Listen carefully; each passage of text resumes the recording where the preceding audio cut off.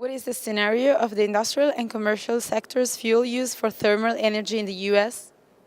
That sector, which is predominantly the heavy industrial sector as well as the heavy commercial sector, consumes roughly about 1,000 trillion BTUs of fuel a year, and that's just for thermal use, meaning for heat or chilled water purposes. So it's a quite substantial, large energy draw in this country, and those are last year's figures.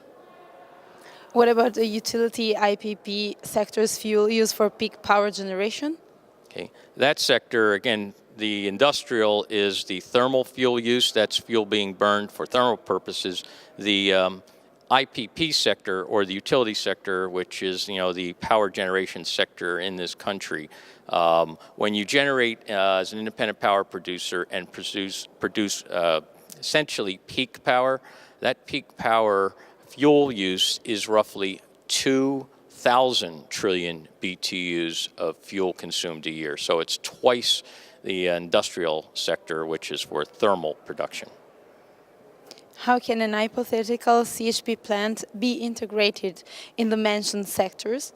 Okay, what is really interesting about combined heat and power is it takes the separate fuel use in the thermal sector, which is roughly that 1,000 trillion BTUs, and it combines it with the separate independent power utility fuel consumption, which is 2,000 trillion BTUs. And if you put those two together, essentially you're able to eliminate the fuel consumption for thermal power by literally using combined heat and power and just putting in the 2,000 trillion BTUs to generate power and co-generate steam. So you eliminate, 1,000 trillion BTUs that would have otherwise been used in the thermal plant.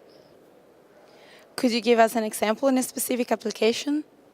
Yes, in this country there are numerous, and one happens to be the Polk Power Station, which is based in Florida. That was a simple cycle power plant, and again, simple cycle meaning it just generates peak power, and it has been converted to combined cycle power, and meaning that it's now co-generating. Okay, that same fuel that went into power generation is now taking the waste heat, generating steam, and then generating more power from that steam. Another is TVA New Johnsonville, same concept. They took a simple cycle unit that was purely generating power, and by putting a heat recovery steam generator on the backside, they are now co-generating steam and creating more power with the steam from the waste heat from the power plant. What are the conclusions you can draw from this speech? Okay, without doubt, in the U.S. there are substantial numbers of separate thermal fuel users. Again, that's that 1,000 trillion BTUs that is being burned, fuel being burned just for steam purposes.